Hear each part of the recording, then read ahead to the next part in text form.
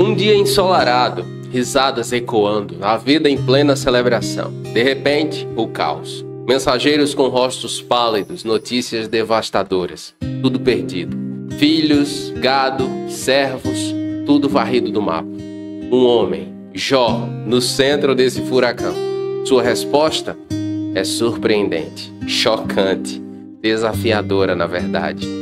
Jó não amaldiçoa o céu, não questiona a justiça de Deus. Ele se curva, aceita, adora. Mas por quê? Qual a lógica por trás dessa fé inabalável? O que podemos aprender com esse homem que perdeu tudo, mas manteve a alma intacta? Prepare-se para uma jornada emocionante, um mergulho profundo na alma humana. Vamos desvendar os mistérios da fé, da dor e da esperança. Vamos descobrir o que Jó tem a nos ensinar sobre resiliência, sobre a força que brota da fragilidade.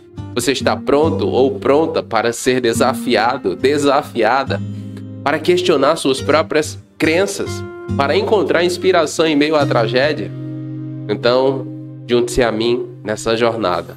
Eu prometo que você não vai se arrepender. Mas antes de continuar, não esqueça de deixar o like, se inscrever no canal e ativar todas as notificações para não perder nenhuma das nossas mensagens. E fique comigo até o final, porque há uma palavra de Deus para você. Enquanto ele ainda estava falando, chegou ainda outro mensageiro e disse: seus filhos e suas filhas estavam num banquete, comendo e bebendo vinho na casa do irmão mais velho, quando de repente um vento muito forte veio do deserto e atingiu os 4 cantos da casa, que desabou. Eles morreram e eu fui o único que escapou para lhe contar. Um dia de festa na casa do primogênito de Jó se transforma em tragédia. Mensageiros trazem notícias devastadoras, saques, incêndios e a morte de todos os filhos de Jó. A narrativa usa a repetição, e eu escapei para lhe contar, enfatizando o isolamento e desespero de Jó. O fogo, no hebraico Esh, dá a ideia de que possivelmente o incêndio tivesse sido causado por um raio. E isto era visto à época como um julgamento da parte de Deus, dando maior peso ao impacto emocional dos acontecimentos sobre Jó. Esse trecho prepara o terreno para a exploração da fé e sofrimento. Jó, homem íntegro, é testado além da compreensão humana, convidando-nos a refletir sobre o propósito da dor e a natureza de Deus. À medida que o tempo tem passado e eu tenho amadurecido, eu tenho percebido como cada dia é precioso e também incerto. E nós precisamos aproveitá-los, porque grandes tragédias podem acontecer sem aviso. A pessoa amada pode estar conosco hoje e em instantes, sem contexto, digamos assim, não estar mais. A vida, ela é uma beleza, ela é uma obra de arte, mas ela é frágil. Nesse sentido, Tiago capítulo 4, versículo 14 diz o seguinte: vocês nem sabem o que lhes acontecerá amanhã. A estabilidade é muitas vezes uma ilusão. Nós ficamos buscando estabilidade nessa vida, mas ela, de fato, na prática, não existe. Olhe para a pandemia. Veja como ela começou, como ela veio. Ainda não se sabe direito como ela começou. Existem muitas suposições, muitas teorias, mas na prática, nós lutamos uma guerra que afetou milhões, bilhões de pessoas, e nós ainda não sabemos direito como começou. A vida é assim. Em um momento, tudo parece perfeito, tudo parece estar no lugar, mas no outro, o mundo pode estar de cabeça para baixo. Nesse sentido, o sábio em Eclesiastes 9:12 diz o seguinte: pois o homem também não conhece o seu tempo. Por mais que eu e você planejemos, nós nos esforcemos, trabalhemos, o tempo nós não temos como controlar. Como disse o Senhor Jesus, basta a cada dia seu mal. Então vamos aproveitá-lo bem.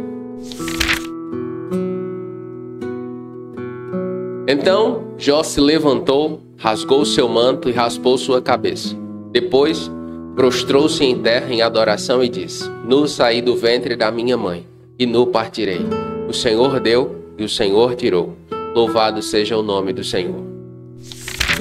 Jó, devastado pela perda de seus filhos e bens, rasga suas vestes e rapa a cabeça. Rituais que são símbolo de luto na cultura antiga. A palavra hebraica para dizer que Jó se prostra em terra é nafal. E ela indica um gesto de submissão e desespero ao mesmo tempo. As suas palavras, nu saí do ventre e nu tornarei, refletem a visão de Jó, a perspectiva de Jó com relação à vida, como um sopro passageiro, revelando a fragilidade humana. A repetição da frase, o Senhor deu, o Senhor tomou, usando o nome Yahvé, expressa a soberania de Deus, a aceitação por parte de Jó e uma profunda fé, mesmo em meio à dor. Esse trecho desafia a visão simplista de recompensa e punição, nos convidando a refletir sobre a natureza da fé e a profundidade da relação entre Deus e o ser humano. Uma das coisas que Jó me ensina, é muito desafiador estudar Jó, porque poucas pessoas na história da humanidade sofreram tanto quanto ele. Porque ele não apenas sofreu intensamente, mas sofreu intensamente num curto espaço de tempo, entende? Há muitas pessoas que sofrem muito ao longo da vida, ao longo de 50, 60 anos. Mas Jó, ele foi muito brutal. Mas quando eu olho para ele, eu percebo que mesmo em meio a perdas profundas, uma fé sincera no Senhor nos sustenta. A atitude de Jó, perceba, o gesto corporal, as suas palavras, tudo isso são o resultado da fé que ele tem no Senhor. Nós precisamos acreditar. Precisamos, eu e você, lutar a jornada da fé cristã, a batalha pela fé, alimentando a nossa fé diariamente. Há pessoas que buscam melhorar sua performance nos seus ganhos, na sua saúde, nos seus relacionamentos, na sua empresa, mas esquecendo que a fé deve ser a nossa prioridade. E por quê? Exatamente porque a vida é frágil, nós precisamos estar prontos em fé para que, caso uma morte repentina chegue, nós estejamos prontos a encontrar com o Senhor. Em 2 Coríntios 4, versículo 8 e 9, o apóstolo Paulo diz: estamos atribulados em tudo, porém não angustiados, perplexos, mas não desesperados. Louvar a Deus em meio à dor é o maior ato de fé sincera. E é isso que Jó nos ensina. Em meio à tragédia, ao colapso da vida, ele adora a Deus. Ele não é nem indiferente. Ele não fica nem em silêncio. Ele adora a Deus. Eu digo isso porque quando nós perdemos a nossa primeira gestação, eu e Carol, eu e ela, nós sentimos muito. E por quase uma semana eu não conseguia orar. Não conseguia. Eu não sei descrever direito o que eu senti. Eu não fiquei com raiva de Deus ou coisas desse tipo, não. Mas eu não conseguia conversar com Ele. Eu não esperava passar por aquilo, entende?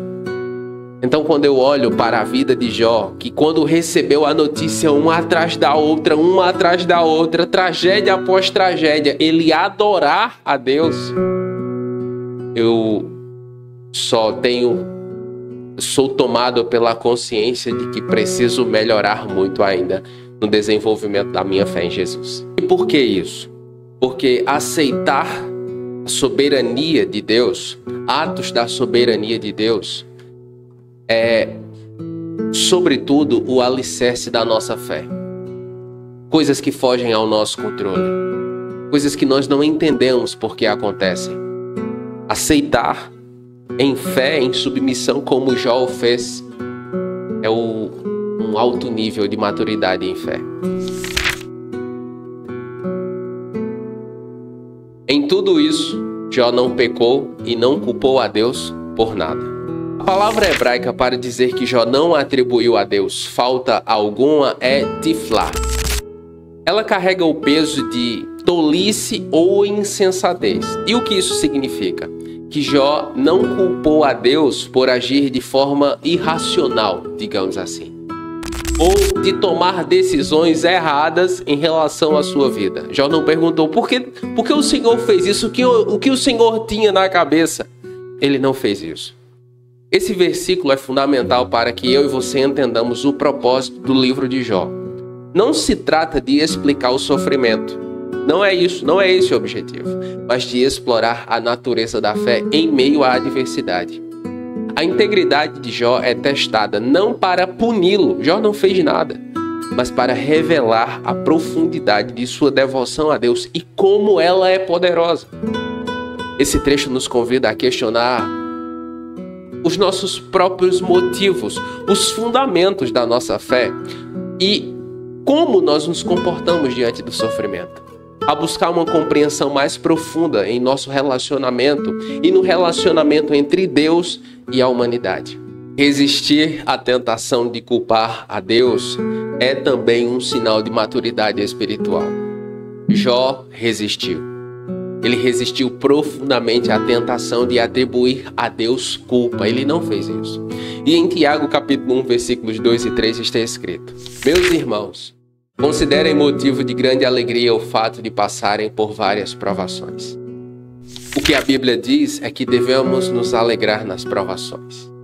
A integridade de Jó nos desafia a examinar a qualidade da nossa própria fé. Eu sou muito confrontado quando estudo a vida de Jó. Por quê? Porque através da vida dele o Senhor nos ensina que a fé sincera resiste mesmo nas tempestades da vida. O segredo de Jó, digamos assim, estava no seu relacionamento profundo com Deus. A força dele vinha do Senhor. E essa é, para mim, a grande lição. Precisamos nos fortalecer no Senhor cada vez mais. Vamos orar? Pai Santo, em meio às tempestades da vida, quando tudo parece desmoronar ao nosso redor, quando as perdas e dores nos cercam, ensina-nos a reagir como Jó, Pai. Que possamos rasgar as vestes da nossa alma em luto, mas que não rasguemos a nossa fé. Que possamos nos prostrar em humildade, reconhecendo a Tua soberania, mesmo sem entender os Teus caminhos. Pai, ajuda-nos a não pecar com os nossos lábios, a não proferir palavras de revolta e desespero. Que a nossa resposta seja sempre de louvor e adoração, mesmo quando a dor nos aperta o coração. Que possamos dizer como Jó: o Senhor o deu, o Senhor o tomou. Bendito seja o nome do Senhor. Em nome de Jesus nós oramos crendo. Amém. Qual foi a parte dessa mensagem que mais falou com você? Me diga nos comentários. E se você quer saber por que Deus permitiu essa tão grande provação na vida de Jó, assista o vídeo que vai aparecer aqui na tela. Nos comentários, faça o seu pedido de oração e nós estaremos orando com você. E se você ficou comigo até aqui, escreva aí nos comentários: eu te adoro, Senhor. Eu vou saber que você ficou comigo até o final. Eu oro para que Deus abençoe a sua vida e até a próxima.